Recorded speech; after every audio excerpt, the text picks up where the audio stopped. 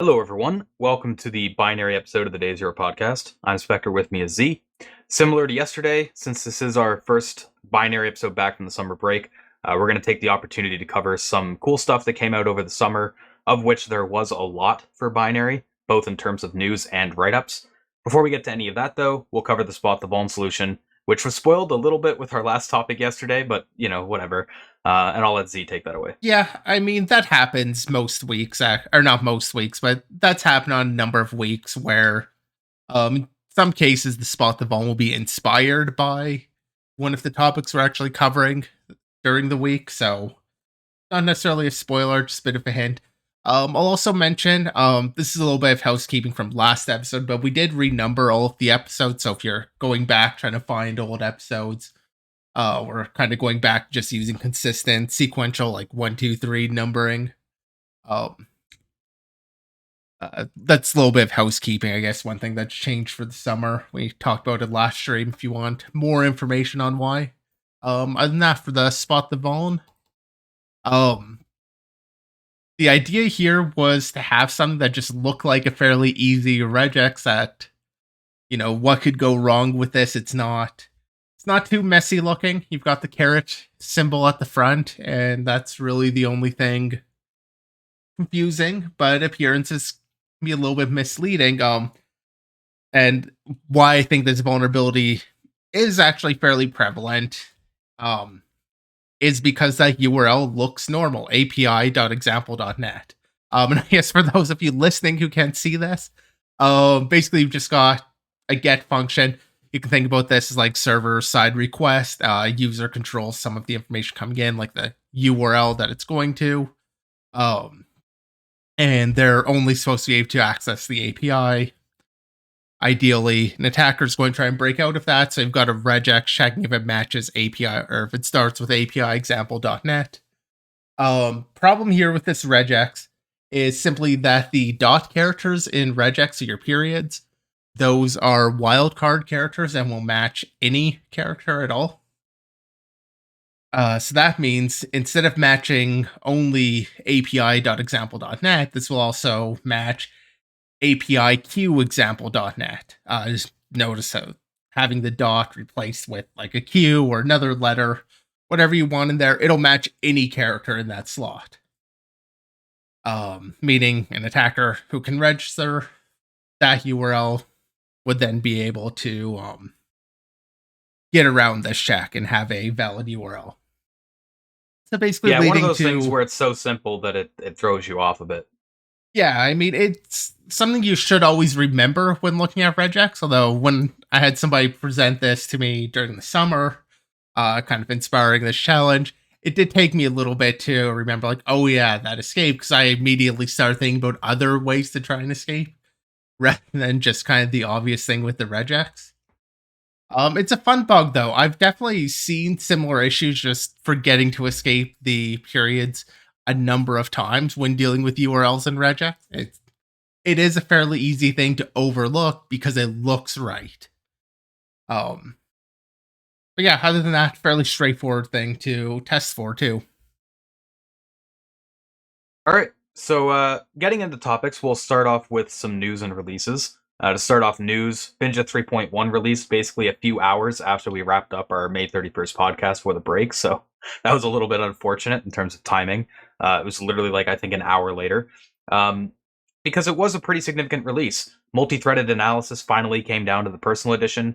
I don't recall if we talked about it on the podcast before, but I may have mentioned on the stream before that the Binja developers had said for a while that they were planning to waterfall down the multi-threaded analysis to personal a few years ago.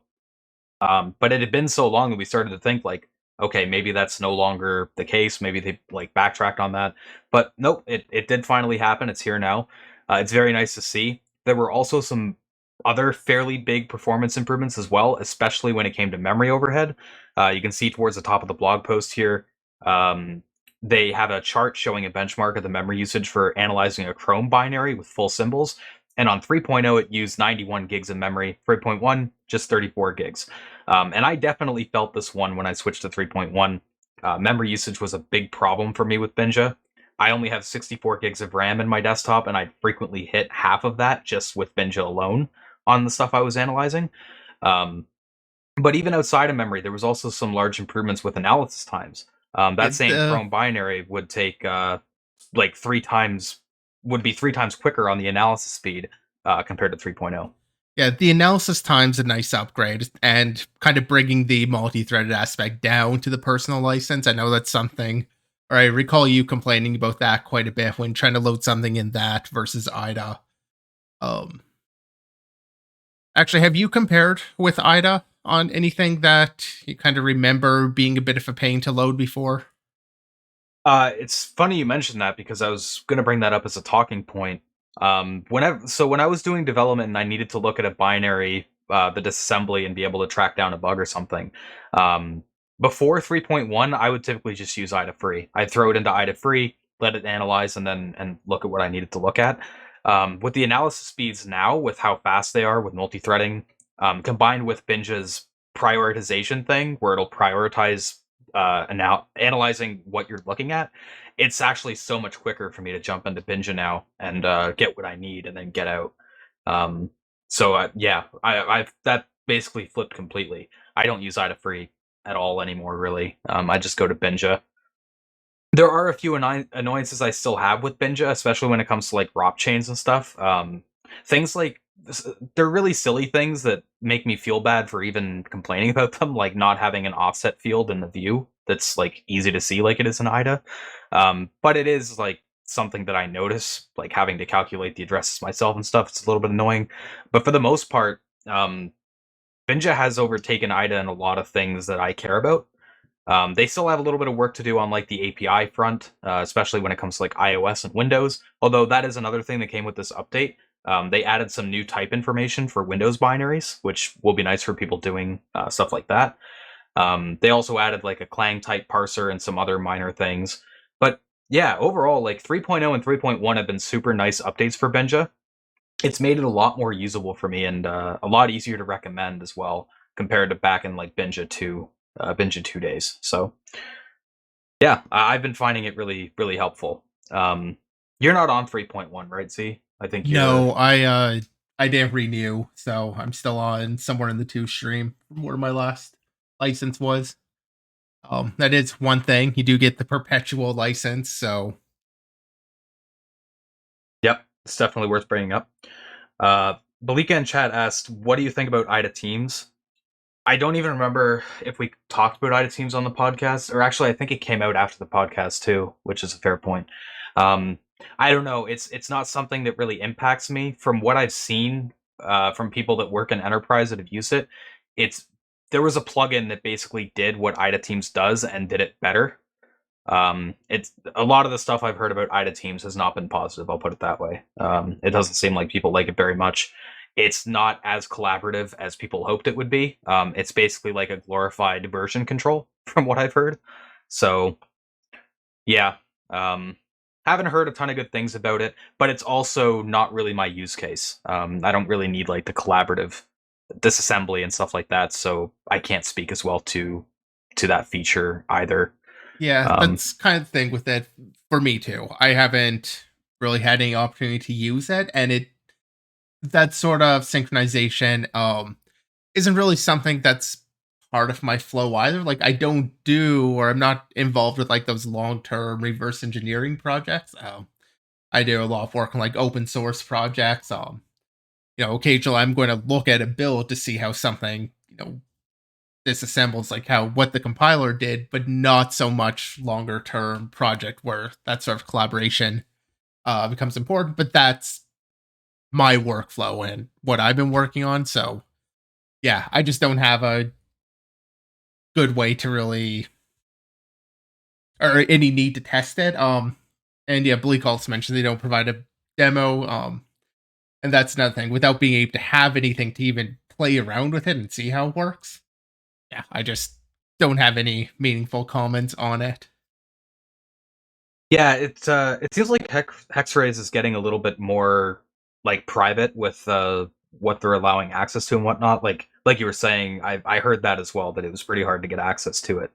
Um, but yeah, like from what I've heard about it, it sounds like it's kind of like a version control thing, um, and that Ghidra does it better. Although I haven't really used it in Ghidra either, so like I said, I can't really speak to that. But um, yeah, it'll be interesting to see how it goes going forward with IDA, especially now that we have Binary Ninja becoming a little bit more usable and more competitive in that area. So um, Belika said they told us we would have to buy it to try it, rejected that offer because we got an insane price.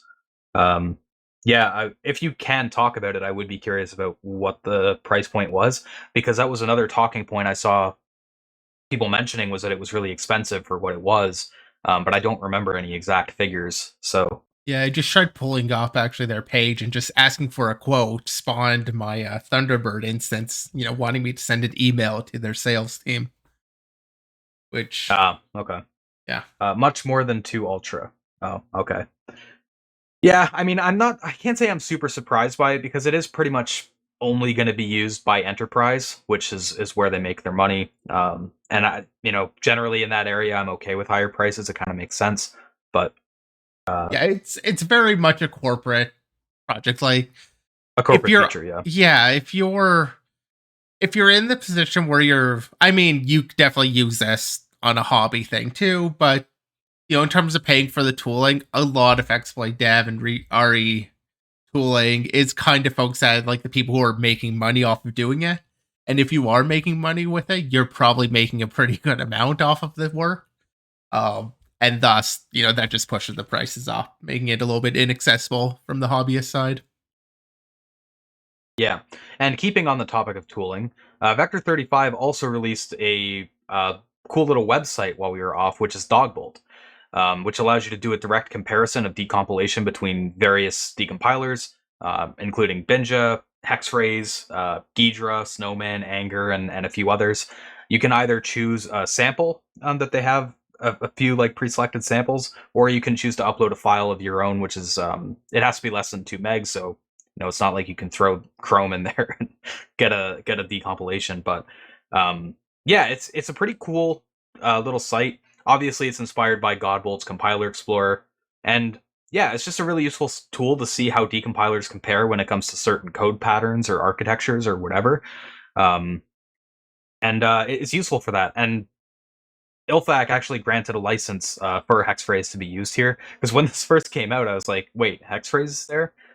Is this site going to be up for very long?" Like, because it doesn't seem like something that Hexphrase would play ball with granting access to this. But yeah, they got a license to use it. So, um, I mean, when you think about it a bit more, I guess it kind of makes sense.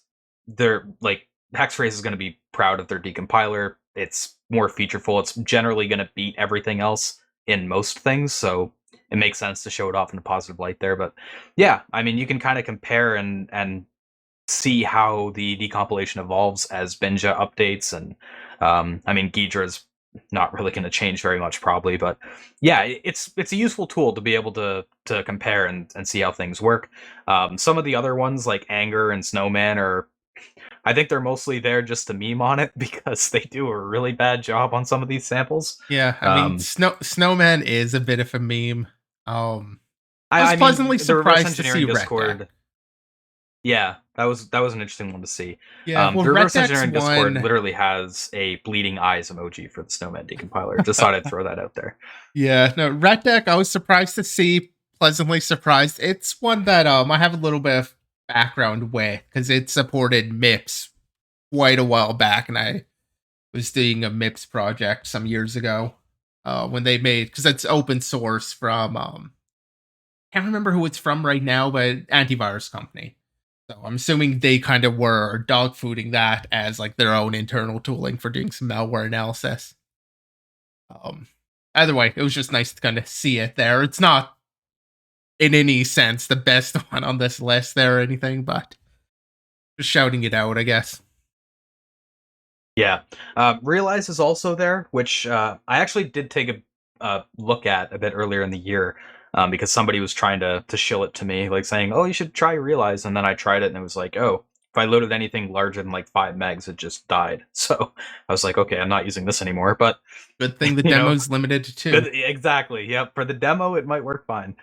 Um, but yeah, this is a neat little site, and it's worth checking out if you're having trouble figuring out which tooling you want to invest your time into or buy or whatever. Yeah, cool site, and it was put out by Vector 35, so wanted to give that a shout out. Yeah, it's nice to see everything side by side to actually have the comparison of what some of these things do or don't do. Like, especially looking through Snowman, you can see the features it just doesn't have. Yeah. All right, so moving a bit away from tooling and getting into some exploit news. Exploitation is getting a little bit harder this year. We'll first go into a post by Google's security blog in relation to the Linux kernel, and it seems Google is going to be testing some new mitigations in conjunction with their KCTF, offering higher rewards up to an additional $21,000 for exploits that bypass these additional mitigations, which they link off to near the end of the post. Some of them are a bit meh in terms of impact on memory corruption. Some of them seem like they might be pretty strong. Um, Mainly, what they wanted to hit here were elastic objects, cross cache attacks, and direct object reuse for use after freeze. So, for example, one thing they're adding is this config kmalloc split var size configuration to split the kmalloc caches into two halves. So you have one bucket for fixed size allocations. So you just have a allocation of a structure, for example, and you alloc with the size of. And then there's another bucket for all other allocations that might be elastic.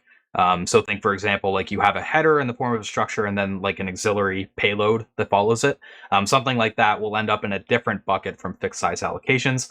That's in an attempt to prevent overlapping variable sized objects with fixed size ones, which will hit things like sprays pretty hard. Some of the universal heap sprays that have been around for a little while are going to be impacted by that for sure.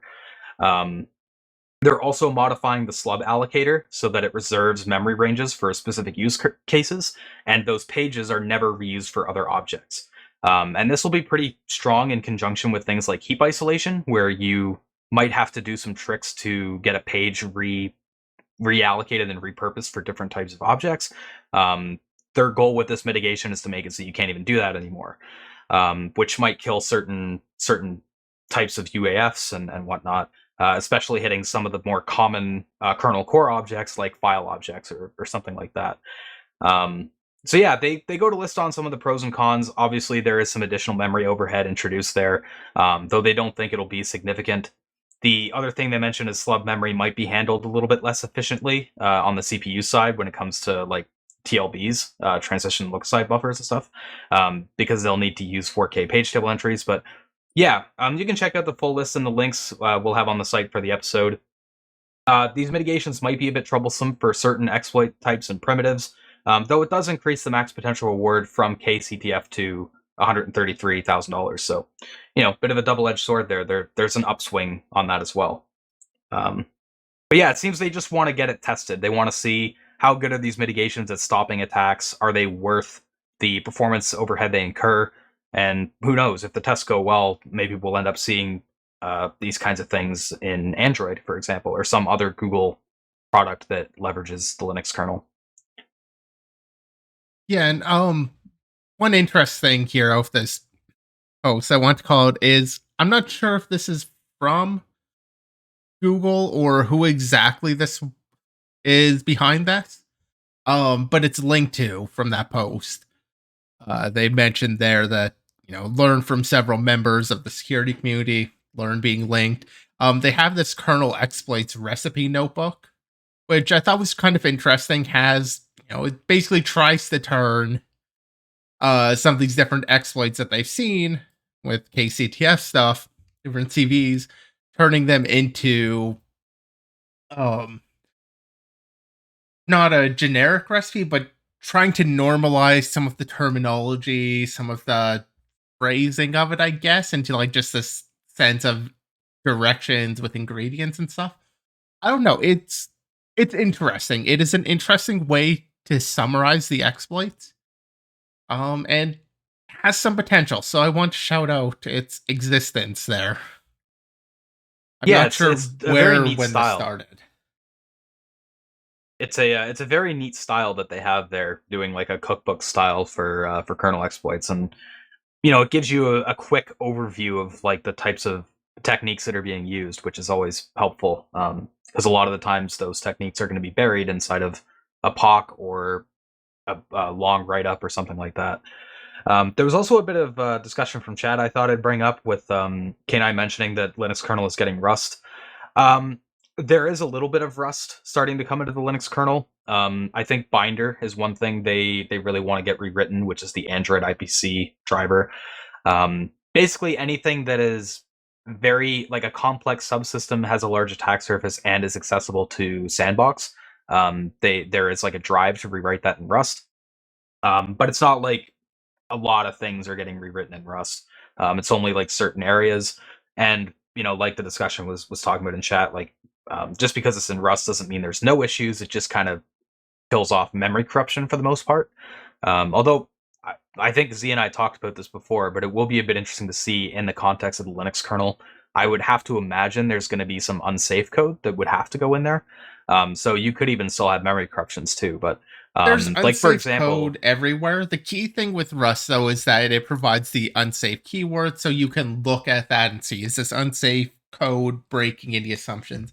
As far as I'm aware, there's been one memory corruption in Rust has been found that did not involve unsafe code. And the one that did exist was before Rust was hit 1.0. yeah. That said, that doesn't mean it's going to eliminate. First of all, there are other sorts of vulnerabilities. Team K9 mentions, also logic bugs exist because humans write code. We've had plenty of issues that are just, not thinking about the right conditions or not enforcing the right conditions or logical things. So, it's a shift in how some exploits might work, but it's also just at this point they're basically adding in like the API so you can use Rust. It's still going to take time for things to be written in Rust, but it's there starting to be more available now.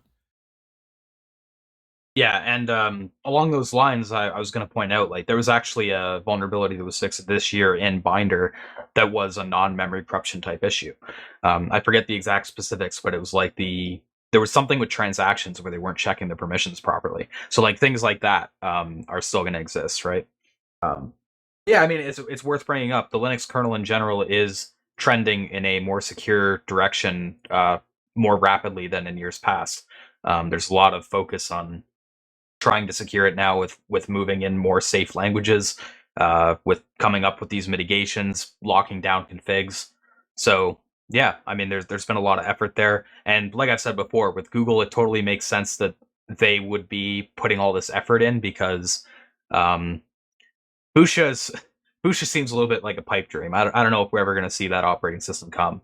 So for the foreseeable future, things like Android are going to be sticking on Linux.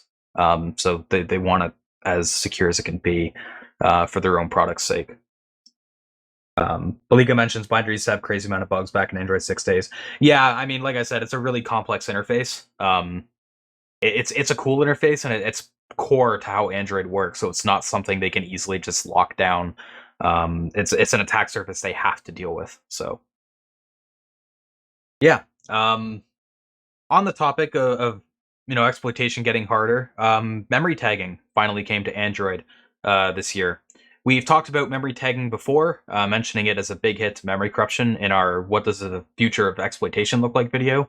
I believe we also mentioned Andrei Konovalov's or Xeri's talk at the Linux Security Summit before. And for those not familiar with it, MTE is basically a hardware mitigation where each memory allocation is tagged. It uses the 8 most significant bits of the pointer to store the tag. This is built on top of ARM's top byte ignore or TBI. So it has an input space of 256 different tags, and on every memory access, the tag is checked against an internal store to validate them and ensure the tags match. And that's done implicitly by the CPU in the execution pipeline. If the tags match, all is good. If they don't, the CPU triggers an exception and you blow up, you crash. There's some configuration involved with it. It has multiple modes like synchronous and asynchronous, both with pros and cons. Sync is more precise and can detect them immediately, but it's a bit more costly in terms of performance. Async is better with perf, but you could technically race it. I actually did some checking, and it seems like pretty much every newer device that's shipped with MTE is using sync mode. So you can't really cheat and try to race the detection and the exception being raised. Um, and the granularity is 16 bytes. So basically, any like memory corruption primitive you have that corrupts memory outside of your 16-byte slice of that allocation, MTE is going to be waiting to potentially catch you on that. So intra-object corruption will probably survive for the most part, but inter-object corruption or overlapping or anything like that is going to be subject to MTE. And like I said, that's obviously going to be a big hit for memory corruption across the board. Use after frees are going to become a lot tougher to overlap objects because memory is going to be retagged on free, and tags will no longer match accesses on that dangling pointer, most likely. Similarly, out of bounds will be hit because accessing other memory will presumably have different tags in the pointers, and then your memory access will be caught and an exception will be thrown because the tags won't match. Yeah, and if So somebody kind of yeah, wants to dive into the specifics of like how the memory tagging is working, or in particular with Android's implementation, because technically you can do it however you want. It's just building on that TBI feature. Back on episode 126, we went over well, the talk you mentioned, actually, the security analysis of MT through examples. There, we went over that talk. We spent like 15 minutes talking about memory tagging as it was being implemented in Android, because that was a presentation by one of the Android devs immediately following basically it actually landing in I think it was in a patch release. I think it was already through Next and stuff by that point. yeah, I was in the kernel upstream. It just wasn't on any devices or anything at that point Yeah, because it was that ARM committed though version and wasn't was out. definitely coming at that point. Yeah. I pulled up the slides on the stream here. Even if you don't want to check out the presentation as the VOD, the slides do a really good job of showing like how MTE works and all the specifics and internals. So you can just kind of look through skip through the slides and see what's going on too. But yeah, I mean, like I said, it's going to be a hit for memory corruption. By no means will it kill memory corruption, but it could end up killing a lot of techniques and bugs that are out there. So yeah, this is a pretty big deal. As far as I know, this is the first time we've seen memory tagging in a real world Well, product. yes and no. You can kind of consider Pack to be a sort of memory tagging. Can Yeah, you not? and I I was mean, its actually just going to get to implementation is, this. yeah, well, current exploit in chat just asks, does Android have Pack yet? And no, but it's, got the MTE now. Yeah. Um, so like you were saying, like there's been some chat or discussion in chat around Apple. Apple does have pointer authentication codes pack. It's a little bit different to MTE. It's kind of the same idea though. Pointers are signed without having the pointer signed correctly. Like you can't just forge pointers basically. You have to be able to sign them. We've seen some topics that we've covered on the podcast before that were pack bypasses with using signing gadgets and stuff like that. As far as I know with MTE though, like it's not vulnerable to that same style of attack. MTE is a little bit more thorough. I think it's a bit stronger than Pack in that respect. But yeah, I mean, Pack is a fair shout. Like it is kind of memory tagging. Well, like they're both built on that same idea of having those top bits getting ignored and actually using that to store data. Yeah, And then how you use that is kind of where the difference comes in. Pack kind of approaches them one way, MT is kind of taking a bit of a different way for it. But like they're yeah. For those both curious, memory tagging, pointer tagging. I think I've heard Pack being called as pointer tagging before. yeah. Yeah. Basically what Pack does is there's some additional instructions that are put into the architecture that the compiler will emit to check the pointer and assign the pointers and stuff like that. Whereas memory tagging, it's in the CPU pipeline where it like implicitly has that backing store and does the validation. Um, Android does not have pointer authentication, as far as I'm aware. It is something that's been talked about for a while. I remember years ago I saw a development thread on Android where they were trying to get Pack working, and from what I remember with their application launch model, with how they were doing like the fork exec, Pack was not playing nicely with that, and that was the last I heard of it. I don't know if we'll see Pack coming to Android. We might, because Pack plus MTE would be uh, a pretty killer combo, but yeah, I'm not sure if we'll see that anytime soon. Um, so yeah, I mean, that's something we'll have to wait and see. But yeah, memory tagging, pretty scary mitigation. It's not perfect. There is that granularity restriction where it can only be down to 16 bytes, which might be enough to get you to a working exploit. Um, it'll be interesting to see also if there's any strategies that can be devised. Um, for example, it might be possible to like side channel the tags in some way so that your exploit can just keep spraying until you get the correct tag. And that would be feasible because the tag space is only 256, right? It's only using 1 byte. But at the very least, even if there are techniques that come out around that, reliability is going to be hit. Um, so yeah, some big changes to exploitation on the mobile front. Now this is an ARM thing. MTE is not something we're going to be seeing on desktop or server anytime soon. And this is the usual case, right? Mobile has always kind of been the bleeding edge when it comes to security and new mitigations. Typically, we see those come from Apple. But yeah, I mean, Android came out with the MTE. It was a little bit surprising. I wasn't expecting it quite this early. But yeah, it's here. And I imagine eventually we will see x86 CPUs shipping with some equivalent technology to MTE as well. I just don't know when we'd be seeing that, but Yeah, I'm not sure yeah, about that actually. So you're I not sure. agree. So I mix on it. I remember looking into this a couple years ago, and what I came away with was that there was, and this is going beyond really a lot of my experience, but what I kind of came away from, some Googling, so take it with a grain of salt also.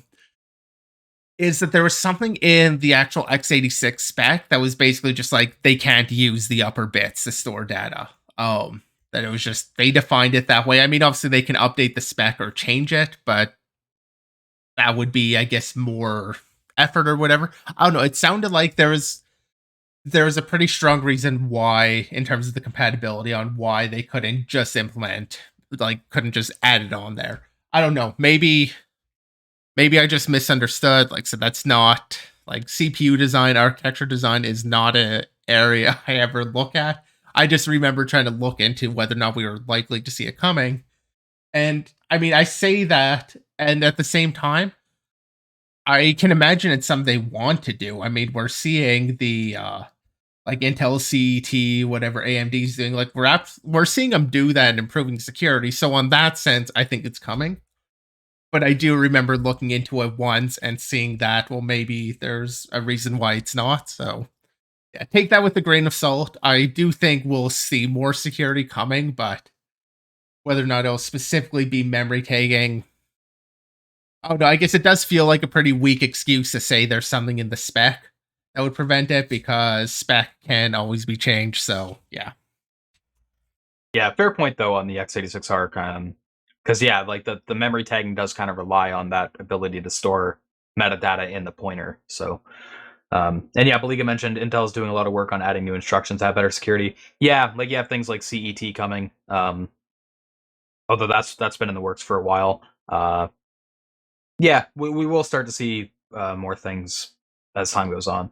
Current exploit mentioned in regards to the 16-byte granularity comment, saying, well, just make sure all your allocations are 16 bytes aligned so all overflows are caught. Um, well, what I was mainly getting at there was the allocations are tagged, right? So if you have like a 128-bit object or byte object, let's say, if you have an overflow on a field that's 32 bytes inside, then you can corrupt the rest of the bytes in that object without flagging MTE. So you still have the intra-object corruption where if there's something else in the object that gets you some useful primitive, you can still do that. MTE isn't preventing you from doing that.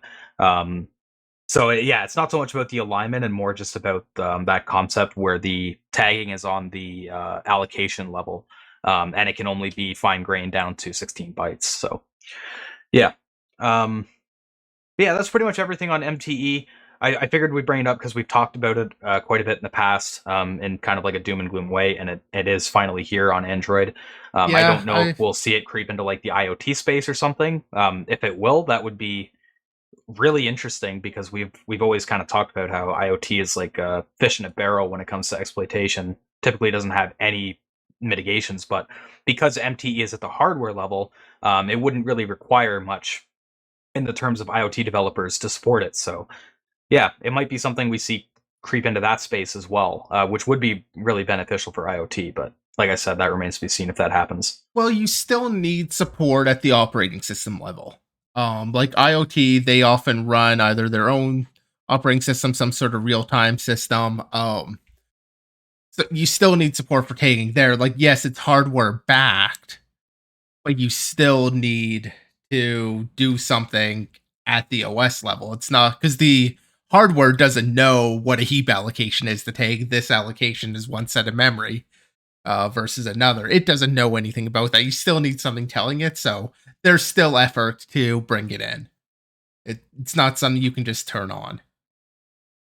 Yeah, yeah. I guess that's fair to bring up because like we covered the patch in the Linux kernel that introduced it, so obviously there is a bit of work needed on the kernel side of things, but it wouldn't be like an insane amount of effort or anything. I don't think. I Balika asked, honestly have no so idea how much effort it is. yeah, it's fair. Maybe I shouldn't comment on that. Baliga mentioned, so MTE doesn't prevent me from getting a read and write what where. MTE would come into play with an arb read write. Yes, it would, because you're still doing a memory access. It's still going to check the tag to make sure that you are using the right tag to access that area of memory. So you would have to deal with it. Um,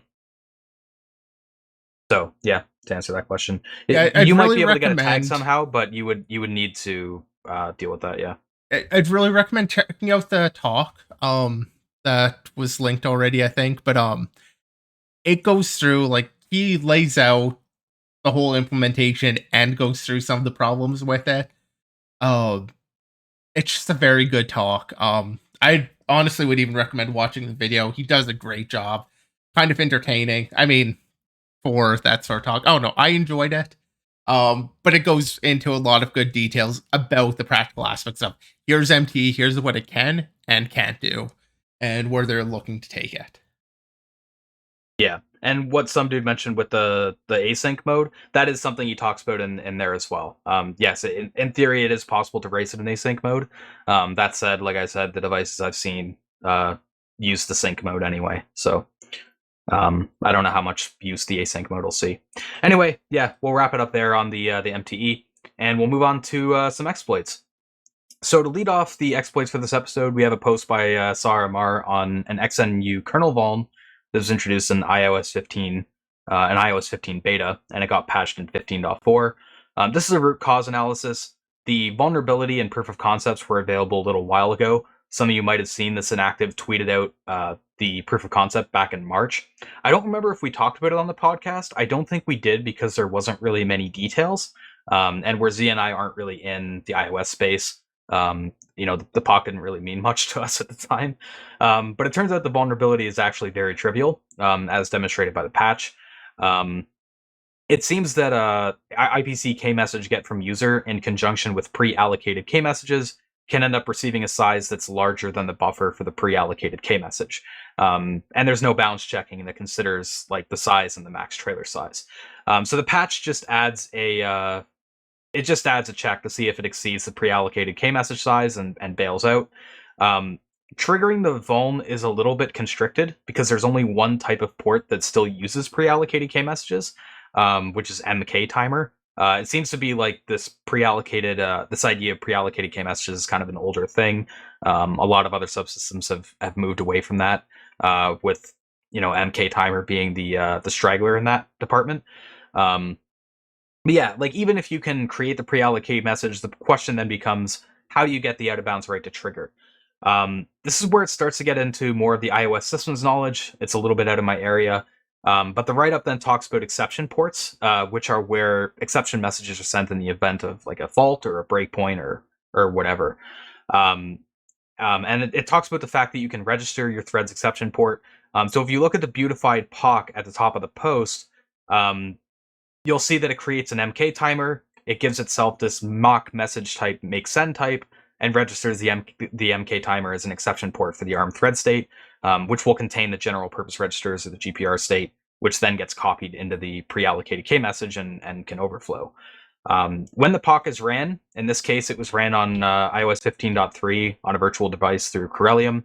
It triggers a null deref on the IKM header field, which is still inside of the IPC K message structure. So I was kind of talking earlier about intra-object corruption. It's kind of like a perfect follow-up exploit because that's what's happening here. Null deref, of course, in this case isn't really, well, it's not really useful in generally, but in this case, the null deref is a side effect of what's happening. It's not the root cause. Um, because you can corrupt it with the thread state and basically have full control over it, there's more useful primitives available. That IKM header field, if you can get full control over it, is used for a mem copy in IPC kmessage get from kernel as a destination. And it uses message, the contents of which you can control through the thread state. So the length is a little bit trickier. You don't have full control of the length. I think it's set to 4 bytes. But I mean, still, that gives you an arbitrary 4-byte write. That's more than enough to do something useful in something like the iOS kernel. This all sounds really amazing and simple, though, until you reach the section about pack. So again, like, it's kind of a perfect follow-up exploit where we were just talking about this stuff. The exploit scenario does a good job demonstrating what defense in depth can do here, because this ICAM field is still going to be an authenticated pointer on newer devices. So while in theory you would have an arbitrary write here, in practice, when you corrupt that pointer and the code doesn't match, the CPU will throw an exception and it'll crash. When testing this on the virtual device, PAC was disabled. I didn't actually know this, but apparently Corellium does offer support for simulated pointer authentication, but that wasn't used in this case. On top of that, even without PAC though, this is an arbitrary write, which is powerful, but you would need some kind of read primitive to chain it, because you're going to have ASLR, the memory's not going to be static. I'm sure there are some other potential primitives here that you could probably use to full chain, again, assuming PAC isn't an issue, but the blog post doesn't really cover them. Because the point of this blog post was more just to root cause the vuln and talk about some of the potential primitives. It's not really here to like write a fully weaponized exploit or something. Saramar is very clear to point that out. So yeah, overall, kind of a cool vuln. It's relatively simple compared to what you would expect for iOS. But it was also relatively short-lived. Like it was introduced in iOS 15 beta, it was patched in 15.4. It doesn't have a lot of version support there. And PAC is still an issue. So if you were to try to exploit this, you would have a bit of a job of it, because PAC isn't super easy to bypass, really. It would take some effort there. And K9 just mentioned chat, just get the world's best iPhone hacker on it. Yeah, I mean, I'm sure there's people who have weaponized exploits for this vuln. The primitives you can get with it are pretty powerful.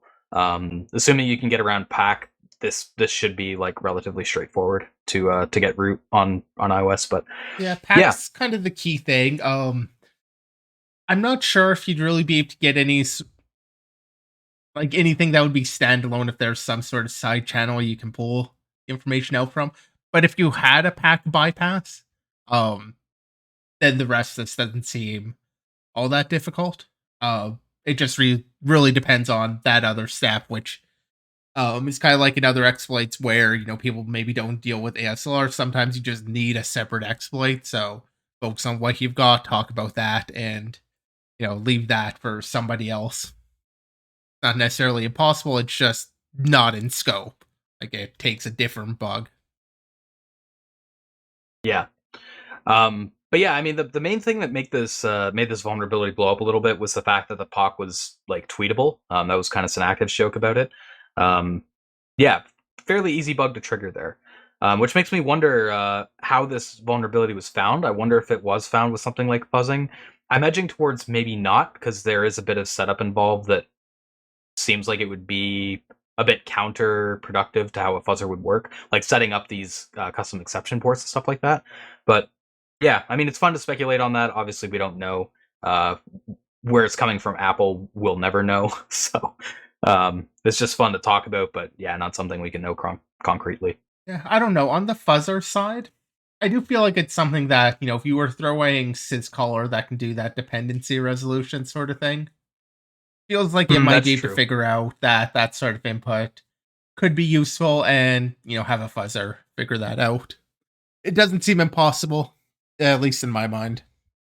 Granted, syscaller is pure. Well, yeah, I guess you could toss it on BSD. There is the BSD fork of it, so I imagine, you know, you might be able to throw it towards Apple, but mostly a Linux thing.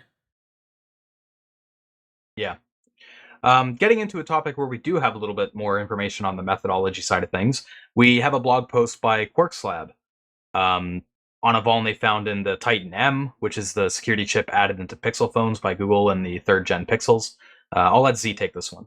Yeah, and this one, kind of interesting, seeing them target. I think a lot of the posts we've covered from Quark's Labs end up being some sort of low level thing. One I remember is the monotonic counter exploit.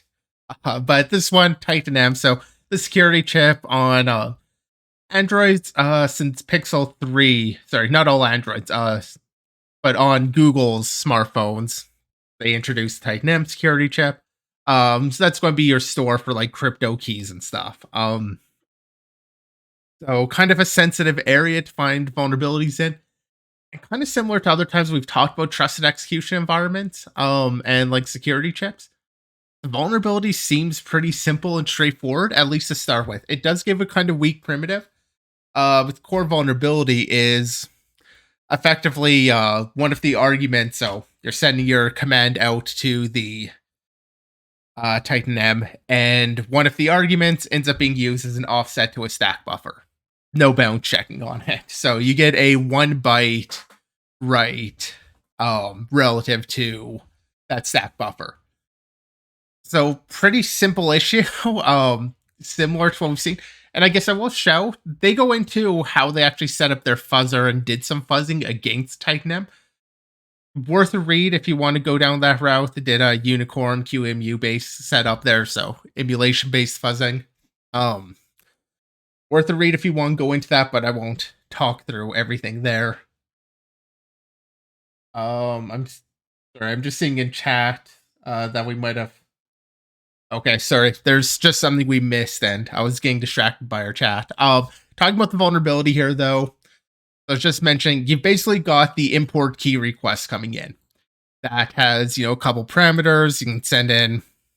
There, they've got a whole protobuf for it. What matters is that basically the one value, as I said earlier, is being used as an offset to a stack buffer. And it does a single write of 1. Just like 0, 1, just that byte gets written to that address. So a bit of a weak primitive. You can write that, you can put that one somewhere, but that's all you can do with it. There is, however, no ASLR in here. The memory does seem to be static, but there is dep or no execute, whatever you want to call it, which kind of prevents you from just. I guess you can't really write code if you can just write a 1, but kind of prevents you from going that route. And that'll come into play a little bit later. What they found in terms of an exploit strategy here is that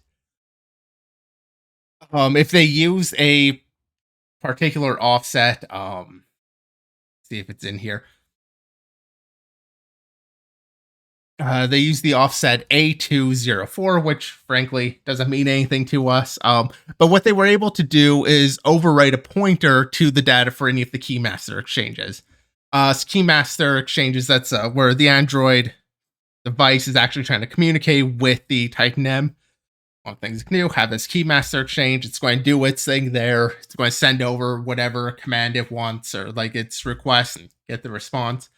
So this is the pointer for where the messages are stored that are coming in.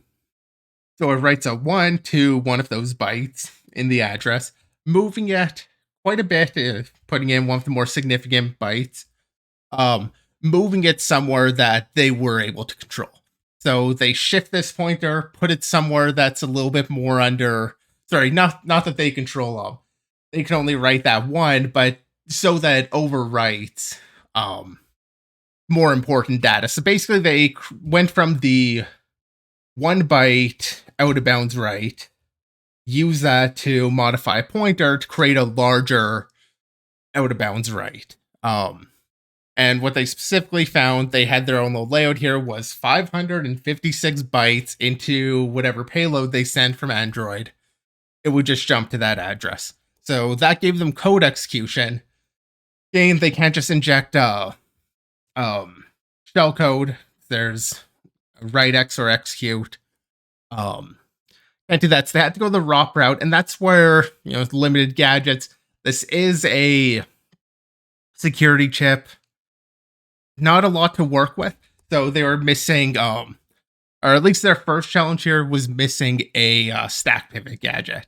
So what they end up using instead here, and actually they also talk a little bit about the debugging setup, or well, lack of debugging setup. Key thing here, explaining on something like this, you don't have a debugger. You can't just read the memory and see what everything is. You can't like set your breakpoints and do all the really nice debugging. What they did have was those UART. keys wouldn't be too secure. Yeah. Yeah, I mean, that's kind of the point. But they did have UART, so there was some output.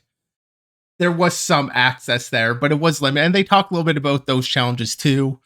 And if you're actually wanting to look at this particular area of research, it's pretty accessible in this post. Anyway, so to actually get started on their ROP chain, rather than having a stock pivot, they use more of like a stack step. They basically just looped. They found, rather than a full stack pivot, they found like a sub 20 or hex 20. And basically they just repeated that a number of times until they had space to put their actual ROP chain in. And then were able to kind of go for their ROP chain. Then it comes to the point of, how do they get any data out of this chip? Again, it is meant to be somewhat secure against, just sending back random data. So since they wanted to, or I guess the main thing is that they basically realized the only way they're going to get any information out is if they're able to corrupt one of those command handler responses, so the data it actually decides to send back. And so the way they can do that is they have to kind of be in that context. They had to have like that stack set up, and actually be in a command handler in order to have access to, or at least know where any of that's going to be stored and all of that. They can't, they wouldn't have any gadgets to just like loop around and do whatever until a read comes in or something. So they ended up targeting, or looking at least, what they could try and target. But a key thing with that is they have to actually execute the command handler. They have to execute basically everything that command handler is going to do. They do use their prior ROP chain to actually overwrite one of the command handlers themselves. So they do still have their own code execution in one of the handlers, but they need to be able to exfil data. So that's that first exploit they had. That first ROP chain, they get some data, keys, whatever. They've got something relatively arbitrary going on up there with their ROP chain. Now they want to create a way to get it out. So what they end up doing is they corrupted, or the challenge they had was finding a place to put this data that would actually survive the way out. I don't know if I'm explaining that super well, but you can imagine if you've got something on the stack that you want to exfil, when that command handler runs, it's going to do a bunch of work on the stack, and then it's going to give its output. So even if you overwrote one of the command handlers, you're still limited on what that can do. You can't just put arbitrary code in there. You've got to have another, maybe pointed to another ROP chain. What they found, though, was a 32-bit slot inside of when they would call destroy attestation IDs. So the command handler for that request, there was 32 bits in there that didn't get overwritten by anything before the destroy attestation handler function was actually called. So any of that generic code. So they could put their 4 bytes of data that they want to leak through there. Or I guess they used sorry, now I've got myself mixed up on how they exfiled that. They found that was not being overwritten, so when they actually had their gadget get executed, so when they overwrote the function that would come, they were able to pop data into there on the stack and basically have it survive the way out. Yeah, they use it as a trampoline for the stack pivot, basically. It's one of those things where they just got really they lucked out. They ended up discovering it through emulation and playing around. If they didn't have this coincidence where it's because obviously the developers weren't okay, we're gonna leave this hole in the stack here. It's not intended. It's just kind of worked out that way. But if they didn't have that, they might not have been able to exploit the issue this way, or they might have had to find some other trickier way to do it. So yeah, Yeah, it was the kind of a neat finding. exploit. I mean, the vulnerability itself is kind of meh, but the whole exploit, I'd recommend giving it a read. I'm sure I butchered some of these details. It's kind of a fun little way that they went about it, though. Like, both, like I said, they're little, stack stepping instead of pivoting earlier on, and the second stuff. Like, it's a neat exploit chain that they've pulled off here. That I'm definitely not able to do justice just trying to talk through it. But yeah, I mean, great write up too, as usual from these guys. From Yeah, Quarks Lab, I don't think it's actually the same authors. yeah. So What's going on in here is a lot of primitive escalation, which is yeah, something we've always liked to talk about, right? You have this very constrained 1 byte write of a literal one, and you're turning that into being able to get ROP, and then using your ROP to do second stage ROP to get it in a to get code execution in a more useful context, and then finally they were able to exfil whatever data they wanted over SPY. So they were able to get like root of trust, other keys, whatever, and then resume normal execution. So yeah, it's taking this really like one of those primitives where it's like you might just brush it off and be like, oh, that's probably not exploitable, or oh, that's too much work. I'll just go find something else. But it's actually, you know, escalating those primitives to get more and more useful corruption to finally reach something that's useful with code execution. Um, yeah, sorry, I will link to this to chat. I said at the beginning of the stream I would try to keep up with the links, but I lied. I have not been good at that. But yeah, really cool write up. A lot of background information there. Um, when he gets to these security chips, it's fun to see write ups about it because they are more locked down. When you're getting into trusted execution environment stuff, it's very secretive. There's a lot of stuff that's like NDA'd, so there's not a ton of resources for it. it's Um, interesting that the firmware is public. Actually, I will say well, that because it's based on a public firmware. yeah, because Um, a number of times we have covered where they're also exploiting and trying to find the vulns and everything in the blind. So it adds a little bit of extra, um, I guess, ease to their work when they were able to do the uh have access to that. yeah. Um, and you kind of touched on it a little bit, but you were talking about like their debugging situation. They were able to do that through UART. And they also did some. They explored with different fuzzing options because they did find this bug through fuzzing. They talk about exploring black box fuzzing and emulation based fuzzing. Some of the trade offs that they had with that. Like black box found some interesting bugs that they already knew about, but detection gets really tricky because you don't have any sanitizers or instrumentation. And they wanted to go a bit deeper on the code base to find some of those deeper issues. So that's why they explored emulation based. Did talk a little bit about their setup there using Unicorn, some of the tweaks they had to make, and custom hooks to catch some bug patterns. I won't go into that too much here, but that information is there as well if you're interested in it. Um, but yeah, the other fun thing to see with these is like you see these security chips, and the whole idea of them is to keep data secure. But then you see like the memory is static.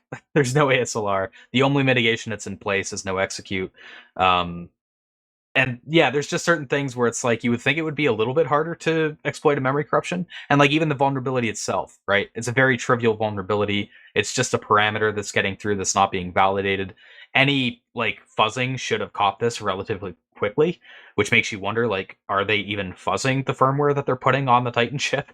But it's just one of those funny things you see where a lot of the times these security subsystems themselves are not very secure when it comes to how they're developed or what mitigations and defense and depth are in place. So, um, yeah, that's again the case here, which is proven multiple times throughout the blog posts with the different things they do.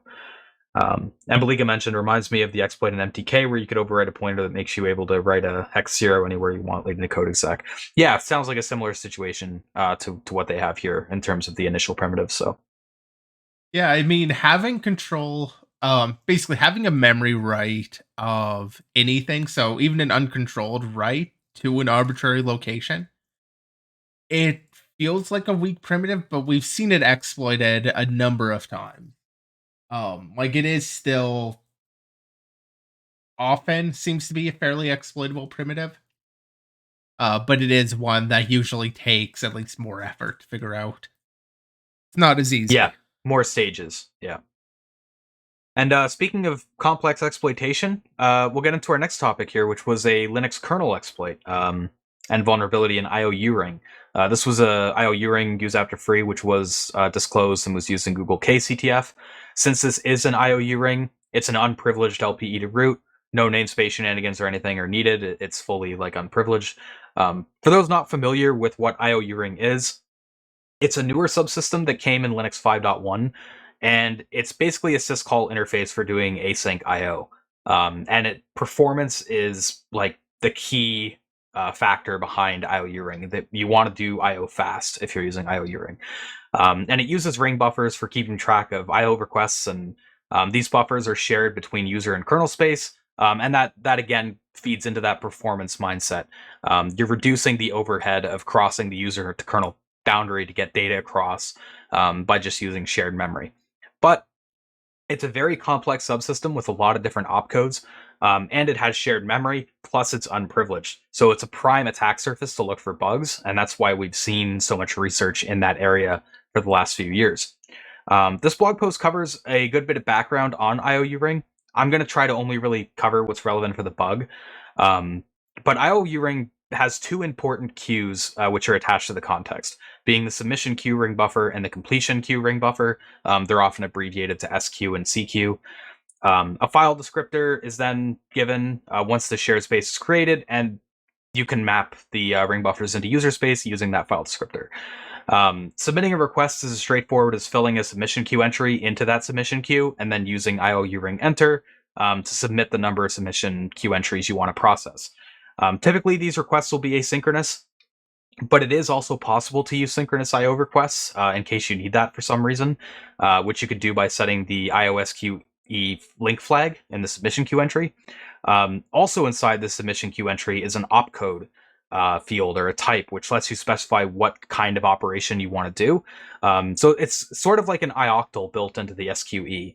And this is where a lot of like security research is going to happen because that's where you get the more complex code. The two that are relevant for this phone are IO ring op timeout, which lets you specify a timeout for a batch of IO operations, and IO ring op link timeout.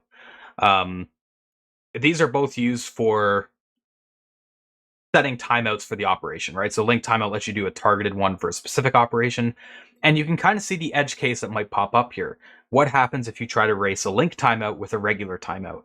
Well, it turns out there's potential for memory corruption because the IO flush timeouts routine will just unconditionally try to cancel the timeout and remove it from the timeout list without considering whether or not something else might be trying to like trigger that or cancel it. Now it's a bit tricky to get this to work because the destruction of the IO CB object, which manages the timeout, is deferred. So you need the worker threads to race. But if you can get the timing right, you can trigger a UAS scenario on that object. On top of that, exploiting it is also made challenging because of heap isolation.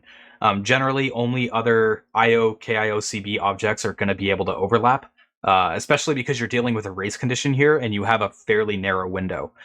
So you might be able to do some trickery with the page allocator to try to get it like other types of objects on that page, but you don't have enough time to do that really in this scenario. What they were able to do here was really clever, though. From what I understand, they basically overlapped an IO KIOCB that was of the IO ring op T type, which is used for splicing data from an input file into an output file, and they used a request free on that overlap to corrupt the reference count on a pipes file object. So they basically corrupted the ref count on the backing file object of that splice operation, decrementing it by 1. So that led us to a situation where later on, when IO put file is called in do T, when they splice the data, it frees the file object, which gives them a UAF on file, which is completely controlled by them. They can control the timing of it. They're no longer under those tight race condition windows. Now, you are still in the same boat as before with the heap isolation, but you have a bit more room to work around it. This section gets into some of the deep internals of the kernel memory allocator with the page allocator and such. I'm mostly going to skip over that because, like I said, it gets pretty deep into it and it would take forever to cover it. But basically, they do some tricks to get the page released back to the slab allocator and get it allocated into a slab of a different type where they can get controlled data. Um, and they do that by like getting all objects on that page freed along with the file object and spamming some syscalls basically. With that, they were able to overlap a message segment with the file object, which is a very useful object to spray.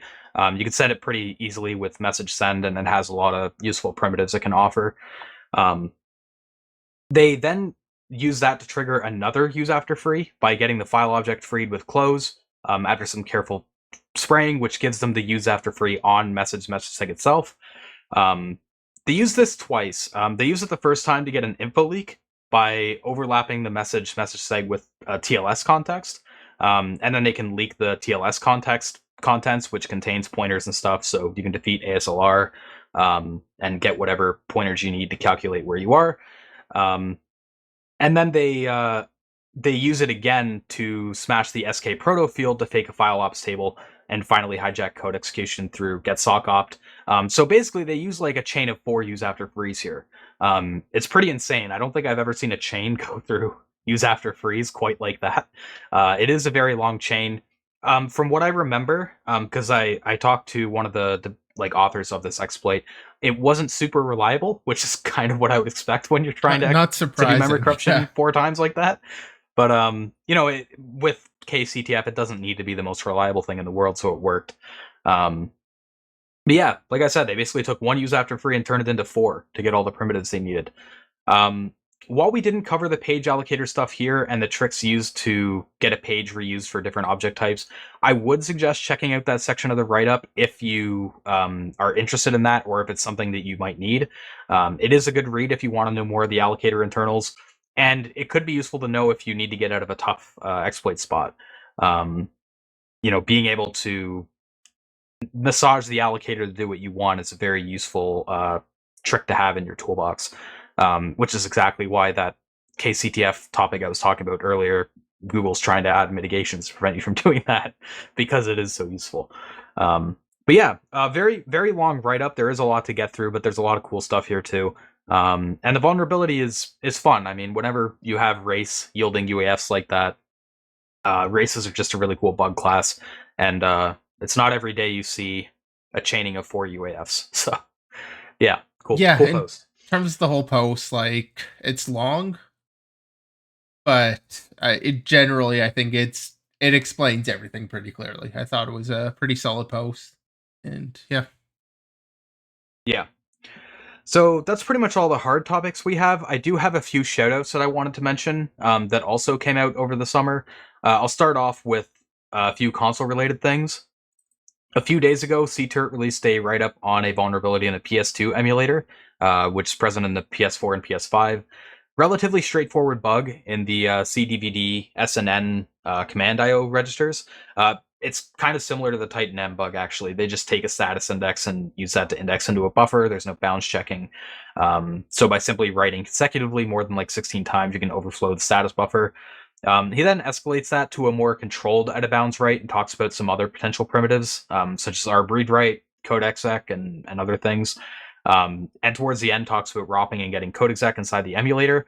The impact part of this is what I found cool, because you could basically use this to boot other PS2 games, either by copying games off USB storage with a custom file system implementation or just downloading and running over LAN.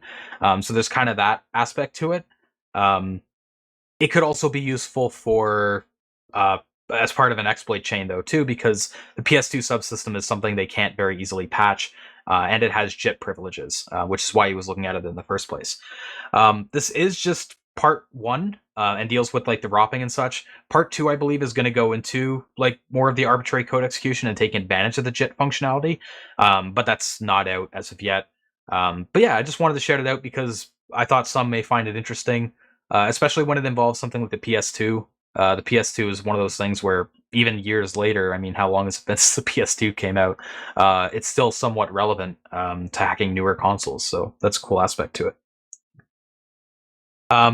Another console-related shoutout I have is from the Flow. Over the summer, the BDJ hack was released.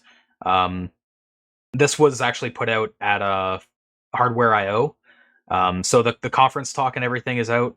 which the links will be on the website for this podcast. You can view the conference talk as well as the slides and the repo containing some of the exploit code.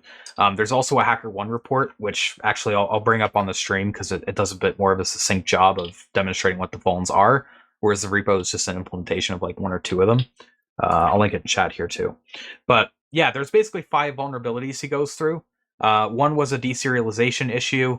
Another bug was one where you could instantiate arbitrary classes, even restricted ones. So that was a bit of like a sandbox escape. Another was a class that contained an invoke method handler that could call methods under privileged context and bypass some of the permissions checks. There was also a few more serious ones, like a write what where that allows writing arbitrary code into chip memory, which could be used for game piracy, although only on the PS4. Couldn't really be used on the PS5 for various reasons. Or it could just make exploitation easier because the PS4 has no SMIP. So if you can just write into JIT memory, you can write your kernel payload or whatever there and get it executed. And finally, there was also a kernel vulnerability. Sorry, the video was just playing and it wouldn't let me pause it for some reason. But yeah, finally, there was also a kernel vulnerability that existed on both PS4 and PS5 in the UDF driver, which is the universal disk format. Fairly trivial linear buffer overflow, though unfortunately not really useful for PS4 because it was patched on 9.03. And on PS5, this is very difficult or maybe not even possible to exploit on its own without another bug because of some of the stronger mitigations that are in play there. For example, like you would need an info leak to chain with this at the very least, and probably some other primitives as well. But yeah, the research is really cool. It's a mixed bag of Java issues and memory corruption, so it has a little bit of everything. It has some things that we would cover on like the bounty episode, but also on the binary episode. Yeah, so there's some cool stuff there. Balika mentioned with the last topic with CTERTs, we worked on this in October. I think part 2 will be fun. I promise. Okay, cool. I'll look forward to it. I was kind of hoping like it would be out fairly close to part 1, but it seems like that's taking a bit longer to get out. I remember hearing that there was a year. one post a year. Yeah. I remember hearing that there was a bit of like some people thought it might not even be published at all. It seems like Sony was kind of heel dragging on releasing that, but you would probably know a bit more than that than I would because you were kind of more involved there. But yeah, like it's some cool research, and Flo's research was really cool too. I would recommend checking out that conference talk that C brought up.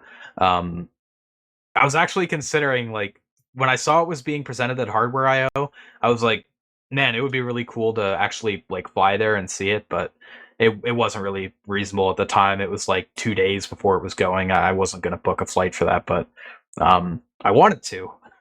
It seemed like something that would be. It seemed like a cool conference actually. Some of the stuff that was there, but yeah, luckily that research was published almost immediately after the conference talk, so all that's out there. I do have one final shout out, which is another Linux kernel exploit that was published in July. This was in the NetFilter subsystem, and it was published by Randorisec. Kind of a weird and funny bug where it wasn't immediately obvious to me. I actually linked the patch to some people in the reverse engineering Discord, and I was like, where the hell is the bug? Am I blind? I'll actually bring up the patch here. I was like, what is the bug here? It's pretty subtle, actually. And it's sort of a type confusion within the NetFilter table system where, because of this logic bug, they allow any NetFilter table type to be passed in. And the reasoning is actually like, you have to look at the if statement in the patch, but they basically coupled the type check with the length check. So as long as the length was valid, you could pass in whatever type you wanted. And that led to the situation where you could get a stack overflow, which they exploited to get an info leak and eventually arbitrary write, which went into the mod pro path trick to get root. I think the more interesting part of this was the bug and not so much the exploitation. The exploit is fairly like bog standard with the mod probe path way of doing it. So I didn't want to do like full coverage of it as a topic, but I at least wanted to shout it out because it is kind of a neat bug. It is one that I had a bit of discussion about with some people. So yeah, I figured I'd shout it out there. And NetFilter is just one of those areas where you see it all the time. It's not the last time we'll be seeing NetFilter in the context of vulnerabilities. I can promise that. So, And then Beliga mentioned what I worked on was gaining code execution inside the PS2 emulator. All right, cool. I'll keep a lookout for that follow up for sure. All right, but yeah, that's pretty much all the shoutouts that I have. Zia, unless you have any last minute things you wanted to bring up, we'll go ahead and wrap up the show. No, I've got nothing to bring up. All right, cool. So, like I said, that's all the topics we have for this week. As always, thanks to everyone who tuned in. VOD will be up on YouTube and other platforms tomorrow. Links for everything and summaries can be found on our website at day0sec.com. Remember to follow our Twitter and join our Discord if you want to see notifications of when stuff goes up or streams or whatever. Links for that will be in chat or down below. And yeah, with that said, we'll see you all next week.